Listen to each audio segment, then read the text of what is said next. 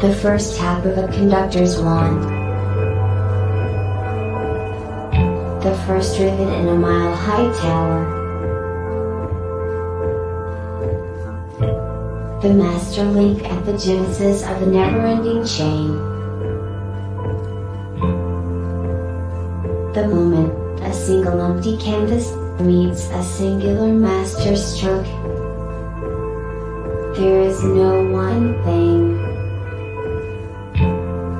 Because now, there are many. Because soon, there will be more. Because one is ever the beginning.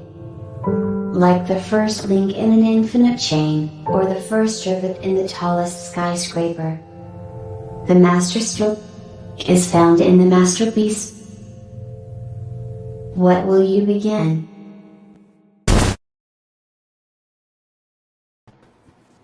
All right, everyone. Welcome to the World Blockchain Roundtable, episode 6. Today, we have Greg Lang and Sam Johnston from the Rivet team. We have Dave Johnston. Sorry, I never looked there. I realized Dave Johnston from the Den team. I thought I was reading that wrong. Satoshi Sean, creator and YouTuber. Orrin, creator and entrepreneur. And I'm Joe Roets, architecture, founder of Dragonchain. So this week I'm going to start with a real quick, to double check that everybody knows the reason we're doing this.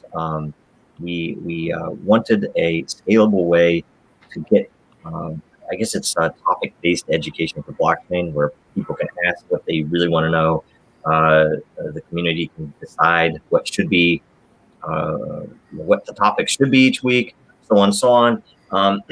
And we're starting what we had planned early, but needed to kind of kickstart it out of the general cryptocurrency layer on Den.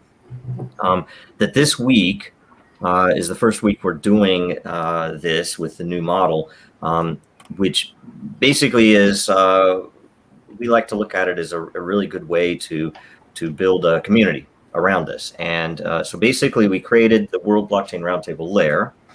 So all of the questions, all the topics will be there every week. And the interesting part about it is that the people, the hosts, so everybody here today will get a portion of lot. So the way we're going to do it is we're going to take the total lot as of next week, either right before or right after the show, sometime next week. So we're going to say how many views across all platforms, and this is on LinkedIn, it's on Twitter, it's on YouTube, and I think Library. I'll double check some of that, and it'll probably be on more platforms later. But we're going to take the total number of views. We're going to round it down to the most significant digit. So as in the example, 3120 views, I think was approximate last week. Well, at least it was last week at some point. I don't know about as of today, that it would end up being rounded down to 3,000. The hosts will get 2/3 of that, split evenly. The contributors, that is the people who provide or get a topic on air, will get 1/6 of that, distributed evenly. And the World Blockchain Roundtable itself will get 1/6 as well to do what it does to promote and everything else inside of Den and outside of Den. And so we hope this drives the incentives for hosts to continue competing to come on, and for contributors to compete on the questions, which drives the actual matter produced in that layer, which rewards the people who have and are consistently coming on the show. So that type of thing is what we're doing, and we're going to, starting off this week. It's going to be, it'll be at least interesting. It'll be fun. So everyone will need to get a Den account and at least to go and hold those lot. But we'll talk individually to everybody about it. So anyway. That's how everything's working. So if you guys don't have any questions, we'll the first topic, but let me know if there's any ideas or questions. More than anything, we want to drive viewership for everything that we're doing here. So okay, big one. It'd be fun. I mean, I think it'll work with.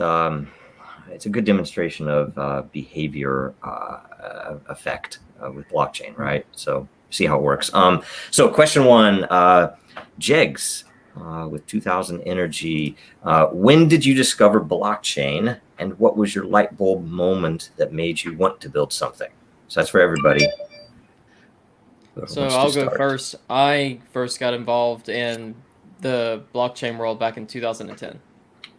I had just gotten out of high school, was running a computer shop down in the Southern Belt area of the U.S. And it all became about because I was burned by PayPal. And from the moment as I read Satoshi's white paper, I knew that this is something that I want to be a part of, because who does PayPal think they are to say where I can and cannot send my money? If money is speech, and speech is supposed to be free, how can they say I cannot pay X, Y, and Z $5 for a scam product that I just won't just because I thought it was funny? I get they're trying to help, but they're not. So I knew from that moment I wanted to get into cryptocurrencies, and Bitcoin was what was the only thing back then, and I got started with Bitcoin mining. Yep. PayPal, most of the time, it's actually even businesses that get screwed. If you're little business and you're selling something and think, hey, you're selling more than we think you should probably be selling, we're going to freeze your account. And well, even like the finality of a transaction, I've seen people get. I saw one story of someone who sold like a prize violin on eBay and got paid via PayPal, and then the person changed their mind and they needed a refund, so they destroyed it and said it was broken and got the refund from PayPal. And so it was just this like prized possession that the person didn't want to part with but had to sell it, and then it got destroyed for a refund. You know what I mean? That kind of thing. Someone deciding who gets the money, that kind of deal. Man. All right, who else? I can get on board with that. Okay, I got one. Go ahead, Orrin. Thank you. Our encounter with blockchain was spurred by a similar frustration with the current institutions. When you're a streaming artist, you get paid by Spotify, and you get paid by Apple Music, and you get paid by Tidal. All of these are different agencies, and they all have to calculate their own finances. We were looking for some sort of uniform mapping system that could track all of these transactions, which introduced us to blockchain, into Ethereum, and into smart contracts back in 2015. Cool. Yep. It's needed. For me, I think it was when I got, what it was, some ICO I got into long, way back in I think 16, and they're still around, but it was about banking the unbanked. And I was just thinking that someone in Africa, especially with or Eastern Europe, there's so many like villages and small towns that have leapfrog technology. Like they never had a phone in the entire village. If you wanted to use a phone and make a call, you'd have to go 10, 20 miles down the road to the other village. They have the phone. To where like a small town and community, they never had a landline put in. They literally went from no phone to cell phone. They had a cell tower nearby, and they leapfrogged that technology. But in doing that, it put everything that comes with that in their hands. So they literally went from having no phone to everyone can have a banking center. Personally, everyone can transact with one another, peer to peer. To me, that was just, that's a whole new world for a whole group of people, literally going from, I don't want to say the dark ages, but this minimal level of technology and bringing people up to all of a sudden, with not a huge amount of infrastructure work, without the government being involved, without any bureaucracy. It's just instantaneous. You went from having like nothing to having a banking center, shopping, all that, just boom. Right. Yeah. And also with like Space Chain, which I talked about the other day, when we were on, putting the blockchain in space was an aha moment, and giving like small countries who could never afford, like Haiti or especially island nations, they could never afford to put a satellite in space, and all of a sudden they can have a satellite infrastructure just because of blockchain being able to basically have like their country in an app, and the satellite is like a smartphone, and they don't have to have the whole satellite. They just need to have their app or their software put on board. It just, to me, those are just such mind-blowing things that just the opportunity that blockchain brings to the world is it's humbling at times. Oh yeah, I spent like pretty much the entire 2000s, like once I got midway through college and needed a job to keep me from being too bored with the lower requiremented later stuff that you end up doing if you're a creative writing major. So I started working for this company that was a transfer agent, and I got into being the middleman for intermediaries, which was a really weird place to be, because they separate these things into teams, and you're on the Goldman Sachs team, and really you're dealing with a transfer agent, and you send them your check to invest in your mutual fund or whatever. And I watched all of this inefficiency happen around me and was sort of a crusader against it. I was like, God, it would be great if this could just be not here. Fast forward to 2009. I'm in law school taking contracts too. And I'm like, man, so much of this litigation is based on the fact that there's no finality, and the stuff that should be obvious and executable when it's created ends up falling apart because people just back out for no good reason. And the best remediation we have is to have a system where if you win an argument that's one-sided and adversarial, then the government will point guns at them and make them give it to you. That seems barbaric. And so I'm going through all this, and then I hear about Bitcoin. I'm like, that's really neat. Wouldn't it be cool if we could automate this? Ethereum white paper. Austin calls me up and he says, Greg, it's a Turing complete cryptocurrency. You can do anything you want with it, not just a one-way script. You can program it to do whatever you can imagine. Like, immediately popped into my head was like, man, how much better would Uber drivers get paid if there was no fucking Uber in the middle? Or why do we have transfer agencies or financial institutions at all? That kind of crazy stuff. Like, programming gives you way more flexibility than financial logic would even tell me what reason. Right? So one of the first ridiculous tokens we built, Austin and I, was this thing called Ambiggen. It just inflated the whole supply on a clock, 10% every 10 minutes. And juxtaposed to that, we built a thing called Notcoin, which literally just passed all the checks, gave everybody unlimited balances and permissions in this arbitrary coin, so that we could have one-sided exchanges, like just ridiculous things that you'd never even be able to think of with traditional system. And it's sort of been one long journey towards this place, because the world should be better than it is, and this is why it hasn't lived up to its promise. Like, we can make it all the things it's supposed to be. Like sorry, I'm going on a rant here, but like, there's that quote, like, we wanted flying cars, but we got 244 characters. This is why, and this is the technology that's going to make it actually live up to its promise. This is such a rabbit hole, because it's when it comes to aha moments, we're really part of history, and it's a very odd, it's an odd feeling and an odd thing. And I've had a lot of aha moments with Joe.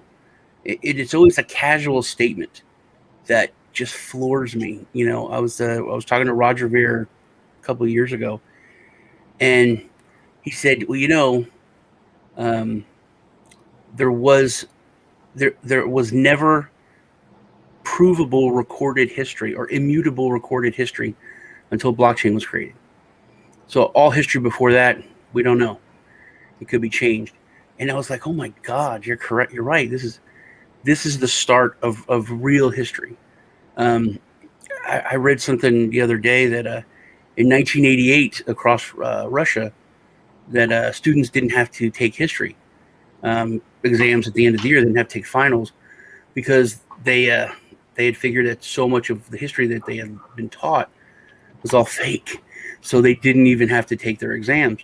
And if we look now with just the way that history is being, if rewritten, I mean, you can be more forgiving and say changed a little bit or viewed differently, but the end goal is to rewrite the history.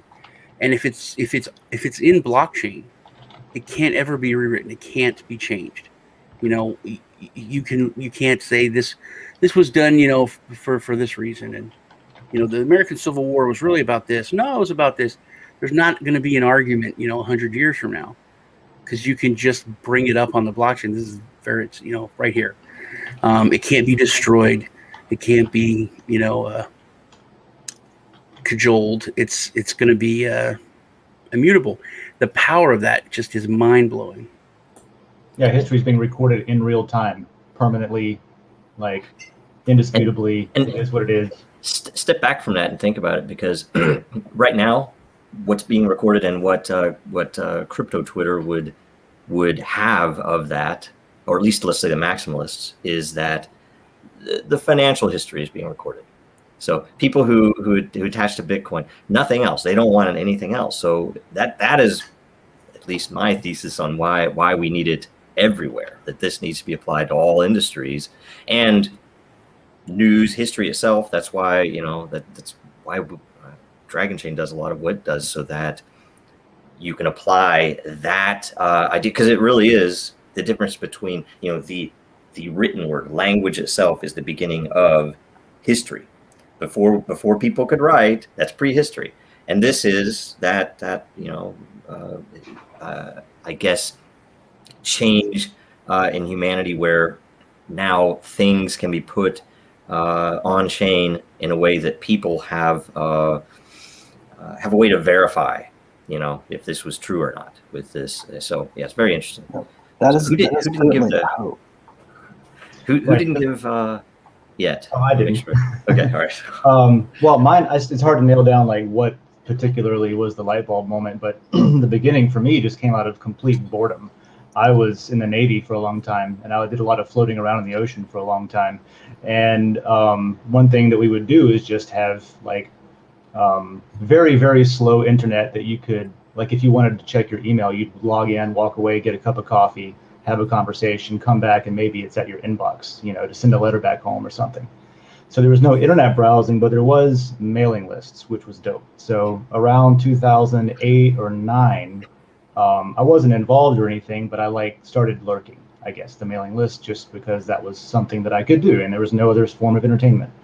And so I started reading about Bitcoin while I was on active duty and while I was working in, I guess I was in Somalia. We were doing piracy interdiction and working with different governments, and I was getting my first real inside look at how governments work and how my background is from, I literally, I'm 36 this month, and I grew up in the woods, deep south, no internet, everyone's phone number you could memorize. There was no way to, there's nothing, no cell phones or whatever. And I came up from that and joined the Navy, went to Chicago and saw the world. So it was kind of a culture shock, but it was also I wanted to be an information sponge about everything I could possibly absorb. So I started absorbing Bitcoin a little bit. And I didn't get involved until 2014 when I left the Navy and started mining and stuff like that. But I always looked at it as I would compare what we were doing and how governments were interacting with each other, and monetary systems and sanctions, and then and it was just always very interesting to me. And I think I took the leap whenever I got into mining, and I never got out of it. I stopped for a while, and when I figured out that I could, you know what it was? I just remembered. I had a moment whenever I realized that it was the gatekeepers thing, right? Most of the things, I have a problem not being able to do the things that I want to do, or being told you can't do that. And this was a time where this was a technology that could be used to get around that, right? There's nobody saying, you can't do it. So when I want to do something that's not illegal, but there's people preventing you from doing that arbitrarily, anything that can fix that is great. And then you get into the things like verifiable truth, and before Bitcoin, I think the only people that had mathematically verifiable history is astrophysicists and maybe geologists or archaeologists or something. When you can verify something scientifically. And so yeah, now it's just like all the reading I did really just sold me on the idea of I'm a big science fiction fan.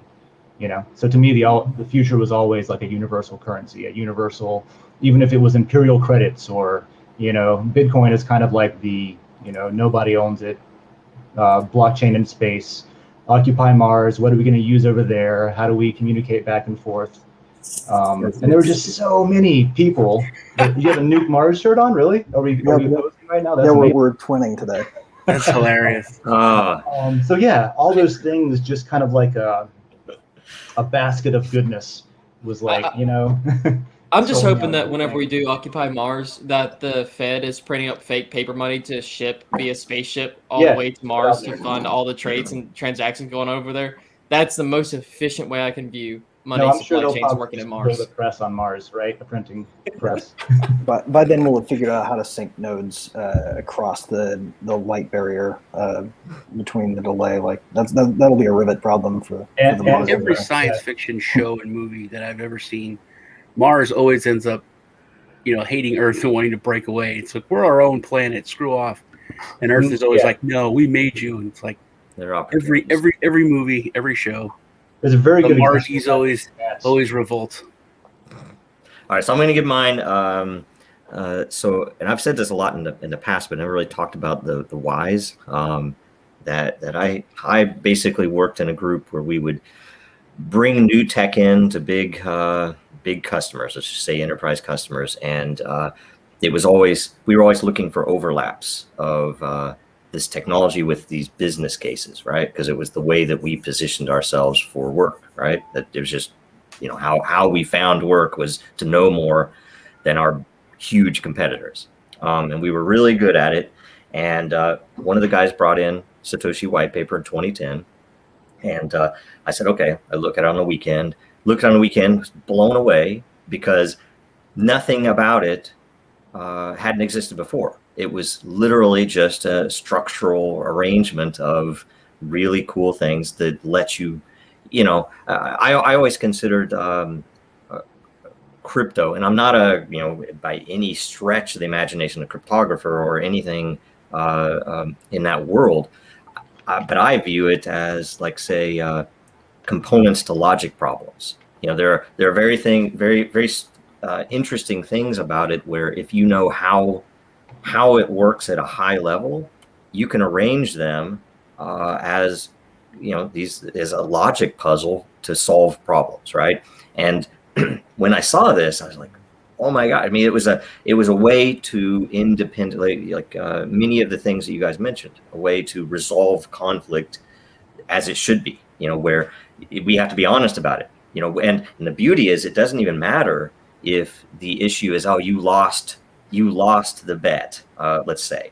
It doesn't even matter if you misunderstood or there was some weird edge case that happened inside of the question at hand. You agreed to it and it's done, right? And it's not like, oh, we have to go to the judge or the jury or anyone else. It is literally done. This is deterministic. Even the DAO hack.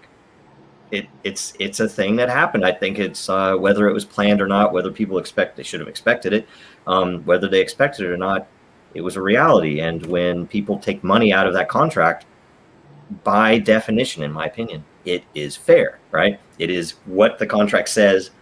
People, happen to find a hole and take advantage of it or not. But either way, it's a very interesting thing. And so what really, for me, because all I did at the time was software architecture, right? And so my whole point in working with my customers at the time was that software should be used as much as possible in a commodity way. You shouldn't go and seek out special hardware unless you actually need it. There are like maybe 1 or 2 or 3 cases, less than 10 anyway, in the world that need specialized hardware at the time for certain things,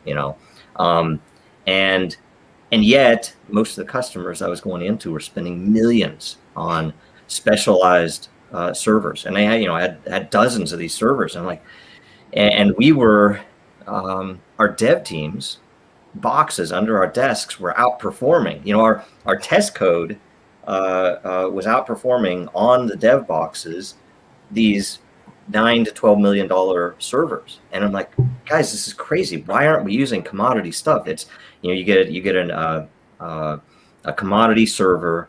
You put a commodity OS and back then I was saying Linux, and it shouldn't even be a branded Linux. It should just be Linux, and you switch as you need to. And it was amazing because what we had seen, and it took us years to get into these, especially the federal customers, to get Linux accepted, to get open source accepted. And yet when it happened, night and day, and it was just like, oh, I guess that's the right way to do it. And things moved on. But, and this was in the late 90s. I mean, I had specifically called out that you should be using Linux or some flavor. I mean, I'm even okay with, BSD Unix or other things, but one way or another, because it will run anywhere, anything will run on it, and it just makes sense. You can use it wherever you need. And to see software with Bitcoin in particular at the time, and Namecoin is a very interesting take because it spelled out, this isn't just for money, right? And that was the thing, that having even Satoshi mention Namecoin was meaningful. And there are other use cases. And the interesting thing about it was that, how do I say this, that Linux had taken over the world. Even Microsoft systems, who at the time hated Linux, were being totally deployed on Linux because it was the only thing that could scale for what they would need. And to see that, and to see mobile phone, with Android being by far the most used operating system anywhere in the world. It's now it's in our TVs. It's freaking everywhere, right? And to see that, and then to see, okay, here is a software project that is open source and all the rest, but it has basically embedded scarcity and money. It was an obvious thing to me. I was like, this is going to be something. It's going to be something that changes stuff. And that's what brought me in, and to find out, how can we use this to hit all those other use cases? How can we make it actually usable, scalable? And that's what really turned me onto it. And I wish I would have seen it at more of as an investment opportunity. I mean, I basically would buy Bitcoin just to use them and show people how to use them. Give Bitcoin away at employee seminars, saying, okay, here's how you can use this, here's how you can do it. Go get a Bitcoin address, I'll send you some, right? Stuff like that was going on. And it's crazy. The technology, if you know how to think about it a little bit, is not even a distraction from the investment concept. The investment concept is what you do if you know smart people who know the technology are into it, and it's the best way you can grasp it. But the tech itself is really where the magic is. That's where the fun happens. Yep. You can, if you can get into it a little bit, and then keep building on that, you can have a million cool aha moments a day, and that's when we talk to people, I spoke to someone recently that there was even a new concept that I know is not out there enough, and it's a hybrid blockchain concept, but you could use it in a way, even if you just wanted to use Bitcoin directly, where you can do something today. You can expose the hash of it. I do this often on Twitter. I have a lot of unrealized, unexplained hash posts to Twitter, just about things that happen in history, right? Things like usually something inside the company, whatever else, where I'll push it on Eternal and I'll throw the hash up onto Twitter. So we have multiple angles. Not that anybody trusts Twitter for certain, but but one way or another, so people will know, oh, that's what that was, and I can then show the actual data later, or I can show it to someone that I need to later, and they can both point to blockchain and social to see this is that thing, right? So it's just interesting because the proof, which for Bitcoin is used to make sure there's no double spend. It's to control the scarcity. It's to keep a beautiful ledger, basically. But I don't know. It's just really amazing stuff, and the fact it's software. First and foremost, it's software. And to anybody who is just speculating in this space, software can do anything. It doesn't matter what Bitcoin maximalists want. Software can do other things, and there's no way that you can shame software into not doing other things. So it's kind of a cool thing. And if you have to put that driver in it, where you have these human incentives to do those other things, and it's typically monetary. There's money to be made there, but it's just a more efficient way, by the way, because you could do all these things without blockchain, and you could do them in certain way. Not all of them, right? You could do them less well. You couldn't do them with as much probably as much simplicity or with the efficiency, which is kind of an odd thing to say, right? But Bitcoin is probably far and away more efficient than the traditional banking system, as much as they might want to say. I was happy to see that brought up by a congressperson this week, actually. Yeah. Well, and that was funny too. When we one of the first things we looked at officially was the I believe it was FBI, it might have been DOJ report on use of cryptocurrency in crime. It's a big long report, and we read the whole thing. This was way back. This was very early, but it was funny because you could replace the entire thing with dollar, and it would have been accurate, probably more accurate. Oh yeah, much more accurate. Much more accurate. Childhood drinking of milk at school lunch, like throw that in there. Same thing, it's like, yes, of course money gets used in everything that has to do with an economic exchange. So illegal economic exchanges, of course, are going to have that. But I really look up during the day and the sky's fucking blue, or 100% of kids raised on milk in school lunches become death row inmates at some point. Or 100% death row inmates. I'm not going to go down the route of more kids. More kids lose their lunch cash than their lunch Bitcoin. And I gotta say though that the biggest issue that I've had people question me about is the legality aspects of Bitcoin, the tracking of it, the anonymous aspect of it. So my response in the past 5-ish years has been just to give them a $20 bill out of my wallet and ask them, now, are you going to report your taxes on that?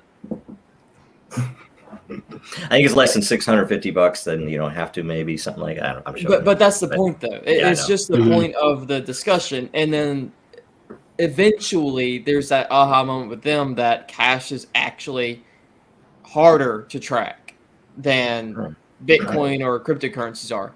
At least with the cryptocurrencies, you can see all the history for any single address. It's pseudo-anonymous. It is not truly anonymous. I think there's a couple of projects trying to make it anonymous, but right now, the state of the world that we live in, Bitcoin, Ethereum, you can see if you have anything to tie your identity to your real life identity of your crypto to who you are in real life, you're not really anonymous. People are going to know who you sent money to, or know that you sent money to X, Y, and Z.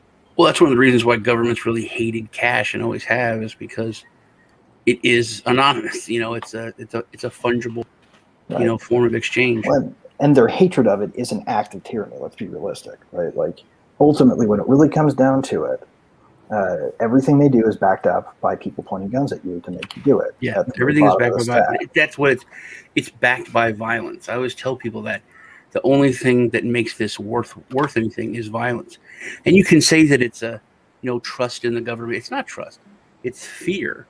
If you don't, because there wouldn't need trust in their ubiquitous violence. If it was just trust, but if you don't want to accept it, something bad's going to happen to you, whether it's a fine, whether it's jail, whether it's they'll shut your business down, whatever it is. There's some kind of punishment, and there wouldn't need to be that if it was just trust.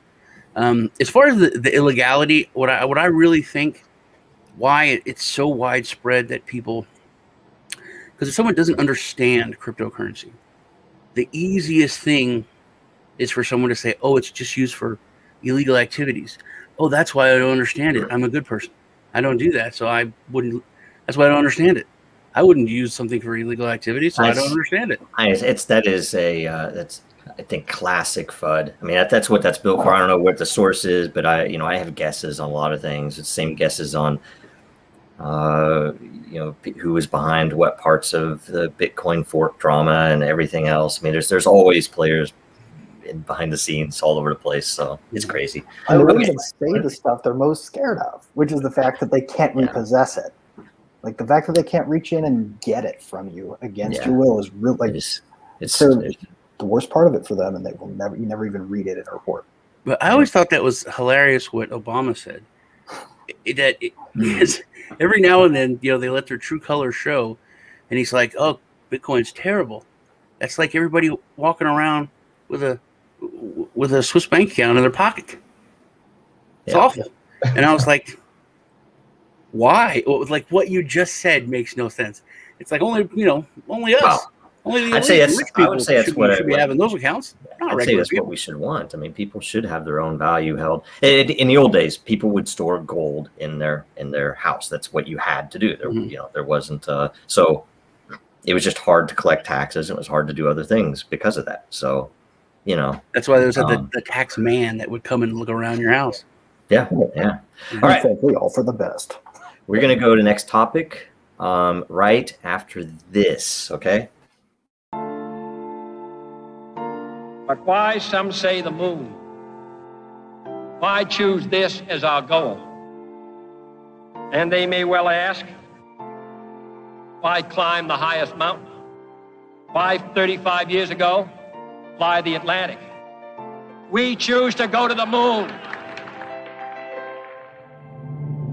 We choose to go to the moon in this decade and do the other thing. Not because they are easy, but because they are hard.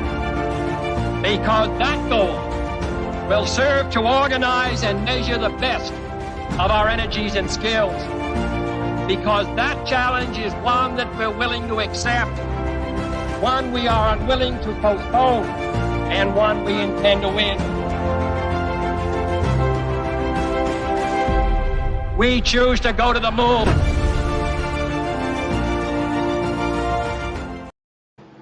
All right, everybody's back. Next question from Goose Creek Unlimited. Question, in your opinion, is a no-code drag-and-drop creation type platform a way for blockchain companies to help drive adoption? Or would this lead to more security threats for this type of created content? So who wants to start with this? I have very specific needs. They aren't even blockchain particulars, but I have very specific answers. These hurt developers' eyes. The kind of code they shoot out has never been very clean. It's not. Greg probably has a lot of experience with this too. Yeah. I think it helps adoption because it gets people interested. It gets like we talked about the other week is mining. Even if someone's not making money, it's if it's not costing them a ton in electricity, it's fun for the education. It's fun to be part. Not so much anymore, but it used to be fun to be part of the mining community. Like it was a whole nother layer of, the crypto community. You're like, oh, I'm a miner. I hang out in this room and I'm over there with the VIPs. So I think that it does drive adoption. I don't know with the projects that I've looked at, a couple of them are decent, but they're more the stuff they aim to do is decent. They're not really there yet. But I do think it's helping adoption. So I had experience getting into programming actually because the video game I played had some pseudocode set up in it. So as far as I'm concerned, the biggest driver is if it can be done well with security implications minimalized, because it's only pseudocode that's baked on a secured line into an exposure into the cryptocurrencies. And as long as the hacking that goes on to try and get around limitations is not going to break security for this entire system, for the economies that they are building on, it's actually not a bad thing, in my opinion. People will get frustrated, like I did, by the security limitations, or not security, but by the implementation limitations. Sorry, and they will start trying to learn how to do this themselves. And that is, in my opinion, where the biggest breakthrough is going to be, because you're going to be limited by the parent system you're going to be building on, anyways. In order to promote your game or your idea, if you're baked onto another system, you're going to need to inherently promote that system alongside of yours, and your target audience are going to be people who are going to want to be a part of that system that is this drag and drop codified interaction with the blockchain. There's a moral hazard here, though, right? And I feel like kind of what went wrong with Web 2 was in part because we didn't trust end users to want anything more than the slickest possible interface. We hid all of the hard parts. We sanded out the corners, and we didn't make them eat the vegetables. And we got this, this thing where, like, yeah, the top password last year, even though it's the least secure one, was like, let me in 12369 or something stupid like that. It's not the user's fault. Like, I feel like we didn't take the time to explain it properly. And like, to me, this is a situation where, yeah, maybe it's great at first, but then we end up with, phishing clones of a legitimate drag and drop web builder for your own dApp that ends up embedding trackers into your thing. Like, it's this obfuscation layer that hides something that people really ought to learn how to do if they want to do it, because otherwise they could be getting taken advantage of by a hidden middleman. It's like the opposite of what we're building. I just don't think it's anything that you can stop and prevent, though, Greg. It's going to be happening anyways, in my opinion. I don't see the systems that we have created as preventing or having any tooling to prevent that from happening. And people are going to want to get in as easy and quickly as they can because people are lazy. A lot of people are lazy. It's true, but people are also aware of the advantage of this system, right? They're smarter than we give them credit for, and that's part of the problem. Like we assume that because we know some of these things that they couldn't possibly, because it took us so much time and effort to get into it. But like, we could teach better, and maybe it would take a longer time to get adoption, but it would be more responsible adoption. I don't really have a developed opinion on the question specifically, but I think Greg and Sam, Team Rivet, are hitting both of my opinions right now. It's basically, so hate's a strong word, but I kind of hate simplicity. I don't like things being oversimplified for me, which is why I despise Apple products personally. It's a personal preference. But I can admit that there's a bit of there's some security and some reliability in simplicity whenever you're talking about giving someone who knows nothing about what they're doing a toolbox that can do anything. So it is cool to be able to say, okay, within the confines of these actions, you can do anything you want, building blocks, Legos, blah, blah, blah, blah. And maybe they will, and they probably will dig into the code after some time. I think Sam's right about that. I have a friend doing that right now where, he's just diving in under the hood and realizing, oh, wow, I can do so much if I hook these together, in a way that I don't understand, but I can Google it, So it is like a gateway to learning, and, you get to feel safe because you can't do anything wrong at first, and then you can get your hands dirty as you go on. But then, like, on the other side of the coin, what Greg was talking about is absolutely true, and you see it all the time. Whenever, like, this is probably a terrible example, but even something as simple as the stupid themes you would find on MySpace, where it had like a template with HTML embedded for people that didn't know how to write HTML to make their MySpace profile look prettier or play a song when somebody looks at it or whatever, right?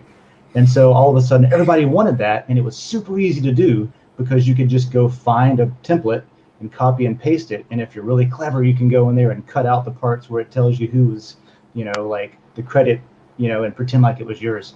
And what you got was a bunch of crap running that wasn't displayed, and people had no idea what they were like putting onto their account. And I don't think it ever turn into anything bad, but if it was a different system, it could have. Right, especially in money systems, right? Like you don't Right, want yeah. a And that was hidden authorization for an account that's not listed that they won't alert you to withdraw from your account. Like that's not something you want in this world. Yeah. So that's where I'm at, is like yes and yes, no and no. I don't know. Well, now I'll tell you the classic issue with drag and drop, in particular, software or software building tools. I mean, software itself is all made of components anyway. I mean, it is a rare thing and not wanted if you are not using libraries that are well tested, well used, have millions of eyeballs on them. I use this library to do X. I use this library to do Y. Why do I do that? Because I don't care about those things, but I have to have them. The thing I care about is this area that I need to build for my thing that I'm building.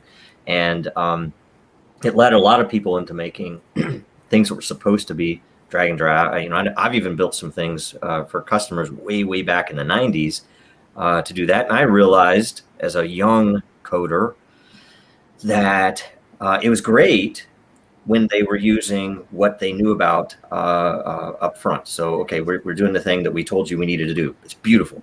But first month they come back and say, oh, we need to do this too. And you end up with zero efficiencies. You have to work through, instead of changing one section of code, you have to change that section. You have to build that section of code, but now you have to integrate it to everywhere else in the chain for all the automation, because it all has to plug together. And it was an interesting thing where I realized that, what I should be doing is making modules that the other coders that are maybe not as advanced coders, they're people who this was at a telco, so a lot of the people I worked with knew the data. I didn't know the data. They knew the data like the back of their hand, because they had been working with it for 20 years.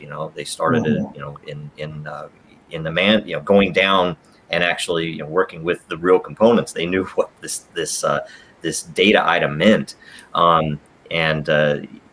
it was really interesting, because at that point I'm like, you take this abstraction, you let them be extremely efficient knowing that data in one place, and you let them plug those components together in. So it's like you take a step back and say, okay, you can assemble all of these components in a way that is very simple. And it wasn't drag and drop, but the main point of it is that those components themselves really get their power from the fact that they are software, not that they're a graphical item in a some GUI interface. It is that this literally is a piece of software that you can change as you need, because I can't tell you what's going to happen in a year in your business, but right. You're metaphors.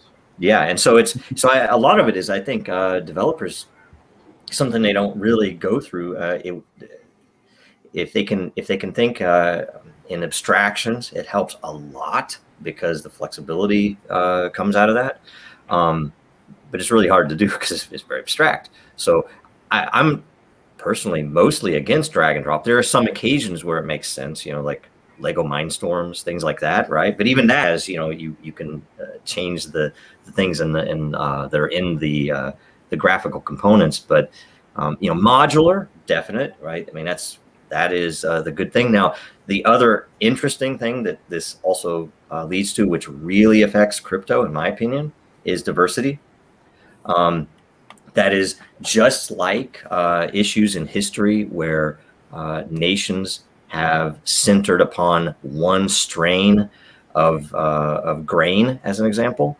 If that strain, potato famine, there have been occasions where wheat has had the same, and there's a risk with, has been a risk historically with an overabundance or overuse of a certain strain of wheat, because if it gets sick, if something attacks that, you are screwed, and you have literal things like the potato famine happen, which is a massive historical event. And that can happen in software, that if everybody uses the same software everywhere and they ignore it, and this has happened even in the past couple of years, tons of systems go down because somebody finds some hole that nobody ever looked at, because, we just use that piece and who cares? There was something in Node that was actually a little humorous even because, and I can't remember the name of it, but I remember that it was basically a do nothing module that everybody just used. And it killed everything when something happened with the naming registration of it, and all these systems went down and nobody knew why, and it was kind of funny. And that's the exact same thing as what happens in the real world. And you have to think about that with crypto. What if there's a hole in Bitcoin? I want some diversity. For Dragonchain, I want to use Bitcoin and Ethereum.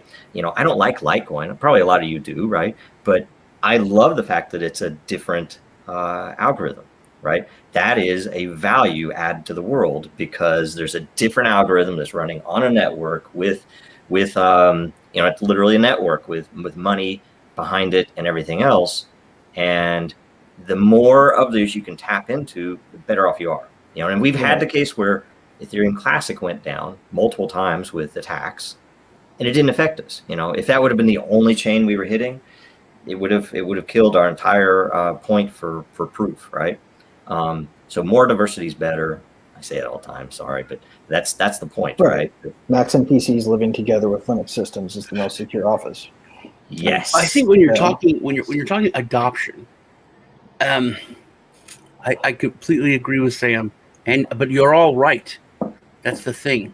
I'll tell you an issue that you guys have, because people that are very smart, and I know I'm the dumbest guy in the room here. Everyone knows that. So not true. But absolutely it's true. Man. Don't even. I know I'm here because I'm just good looking and funny. But you, especially y'all, very smart people that are very good people, they tend to elevate people around them. And Joe's done this to me a million times. He'll be talking to me about something that's way over my head. He's like, as you know, and I'm like, yeah, I know that. And he's just talking about something I have no idea, and I'm like, oh yeah, 12, 11, maybe, yeah, all the time. But there's a reason why Apple products are so popular, because not just because they're easy to use, but the MySpace thing was literally an aha moment, because when someone can copy and paste that, to them, they just created Bitcoin.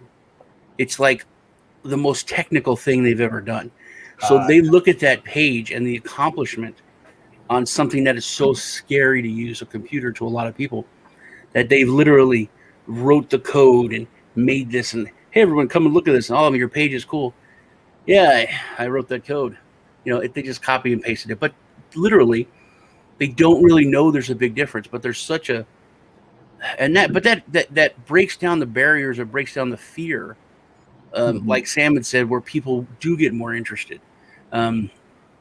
So you really do need simplicity on a level, and it works. I mean, there's a reason why Little Caesars is popular. Their whole marketing campaign is not, it's delicious, it's not the best ingredients like Papa John's or any of that. It's hot and ready, and that's it. Well, they didn't even say it's good. Just it's we're hot. Speculating about this, but we could always ask the future. I'm kind of curious what happens, and I think Orrin might be able to help us with this one. Where does this go? Do we veer more towards usability that hides the rough edges, or do we go more towards people becoming more expert? We're going to need a hybrid solution. We're going to need to allow for adoption, and people are going to sometimes need their hand held. But then we're also going to need options from more of the professionals. And then in the context of the previous question, it does help with adoption, right? But then the problem is that at the end of the point, or at a certain point, people are going to realize that they're limited in the scope of what they can do. And that's where the education value happens. And we need to make sure that people at some point are learning about this, because it's scary to be interacting with dApps that are just plug and go. And then the people who built the tools to plug and go aren't responsible. The people who use the plug and go tools aren't responsible. And then, that's where we have these sort of inefficiencies and these hacks. And so we need to limit that, and people need to raise the education factor to prevent these types of things from happening.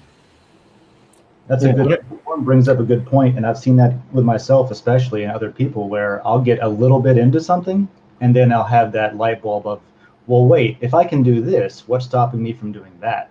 And sometimes the answer is, well, you need to do some studying and some research and some education for yourself, but there's no reason you can't. You're just a little bit more complicated. You're doing the same thing, but that's what you can do if you build this yourself. It's all there. And It's working on our own. And we're going to need to also be able to, for the people that are, to address some of Joe's concerns, for the people that are building on these, I don't really think of it plug and play. I think of more the modular based systems than anything else. But in either case, whichever version, luckily, cryptocurrency is money. And if you're bringing value to it, you as the creator of whatever you're creating should hopefully being number going up and to the right in some variation, which should hopefully mean that people are building these things for other people to build on top of will be able to be paying people to be scrutinizing these modules that everybody is working on, even almost on a reoccurring basis, go back and review what it is that people are building on to help prevent these little hacks. Because the incentives are there. Luckily, with what we're doing, it is money. And no ifs, ands, or buts about it. And it has inherent value in what it's doing. Anything that's building on it is. So it needs to be respected as such, too. We need a reward system for full test coverage.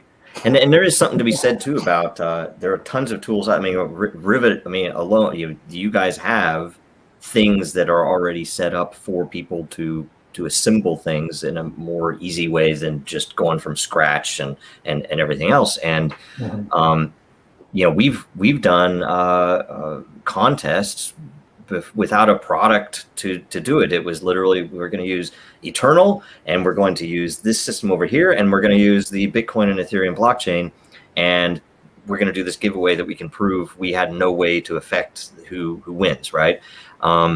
It's just using the capabilities of blockchain itself without writing a line of code, right?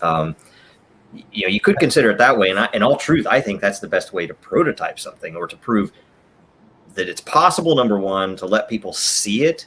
I talked to the team a lot about this for adoption and how this could be considered for adoption. That for whatever reason, I have tons of stories of this through my career where people psychologically will think something's impossible. And it is almost always just simply because they've never seen it done. And you could confront them with a concept and say, yeah, that's not possible, whatever else. And it's almost, I think it's almost like a caveman thing, that if I see someone else do it, then it's obviously possible, and therefore I can do it. And that is, I think, a big part of adoption, especially for anything that we haven't seen that we want to see with technology. It is literally that someone has to do it first, and they might even do it the worst way. They might be horrible at execution. It might totally suck. But once people see that it's possible, then people will copy it or do it with their own spin or whatever's good. But also given enough liberal sprinkles of your own personal Don Quixote and as much cash as you can throw at a problem and whatever, a Turing complete system can be made to do whatever the hell you want. Like literally, if you can imagine it, if your brain is capable of producing a coherent process of a thing that could exist, you can in fact automate a domino rally that will make banana pudding if you want to put in the effort. Make something up, a computer can figure out how to do that, and it can also figure out how to do that in animation with crazy explosions. Go nuts. But then realize that it's a lot of effort to add weird bells and whistles. So, well, to some extent, I feel like that's kind of what happened. Like when I explain the difference between Bitcoin and Ethereum to people, right? I start with Bitcoin. Here's how Bitcoin works, and then it's kind of like someone said, "Oh, but what if it's about more than just money?" Right? Money is very important. The banking system is the last thing that hasn't gone through this technological revolution that we've experienced with everything else. But what if it's everything else also? And it's like somebody had that aha of, well, if I can do this, why don't we apply this to just everything? Right. Collateralized toothbrushes and all that kind of craziness. All right. I just want to say real quick, to finish this all up, in my opinion, making things easier is honestly not that horrible of a thing, because you also remember, just like Greg pointed out with the last discussion, I believe it was Greg, that over in Africa and these other countries, where it is that they just skipped entire technology. That was Satoshi, Sean. Oh, sorry, Sean. They were in Africa. They skipped entire sections of technology. These people are not going to have, people all across the world are not going to be as well versed as the West, or as Europe or as China and Japan, there are other countries out there that are going to be wanting to get involved. And if the barrier to entry is too high, it's going to prevent people that possibly could get involved from even really taking that step, because that impossibility factor for the people in their country, for the technology they've already been exposed to. Yeah, I agree. We saw it with cell phones, and we're seeing it already with Bitcoin. Yeah. It's almost enviable. It's like I'd almost rather have that happen in a country I'm in, because it's like, just the legacy tech is hard. Well, look at right? Look at how great in the West, though. We have to be fair, because like our idea of a good hard day's work is a lot lower bar than like somebody who is in a primarily subsistence farming area that has water scarcity issues. Like those guys work freaking hard. Like so learning how to do some code feels like, I don't have to go with this bucket to carry water and then boil it with wood, that is scarce, that I either have to buy from a warlord or chop myself in a jungle. We can't underestimate people too much. I think that's the other side of this risk. Like, yes, easy's good because it brings people in, but we should try to trust people to be smarter than we imagine they might be. Just because they turn out to overrun our expectations. Yeah. Like All right, I'm going to cut. These are the smart guys and the really good, nice guys. That's hilarious. So I'm gonna cut here. Thanks everybody for being on. This is really good. We got through 2 topics. Is that it? That's pretty good, right? I didn't realize it was an hour already. So yeah. So I'm gonna try to cut closer to an hour from now on. I saw it at like 53 minutes, and I should have probably done it then. But anyway, it's all cool. It's all good info. So we will be back next week, and with the first round of handling the lot for everybody that participated. So congrats to the people that asked questions, and we'll see you next week. Thanks so much. Get your questions in for next week on Den. Yes, do that. Somebody asked us if we can go for longer, because I think that would be fun. Theoretically, you can. Maybe we put up that up for a vote or something in the lair, because I'm open to it. I don't have a problem with it as long as we schedule it, but Yeah, once a quarter, we'll just do a 10-hour conversation. All day. A marathon show. Just anything that comes up. Perfect. Make it a weekend thing, and I might be able to do it. All right, thanks. All right, thank you. Have a great 4th of July.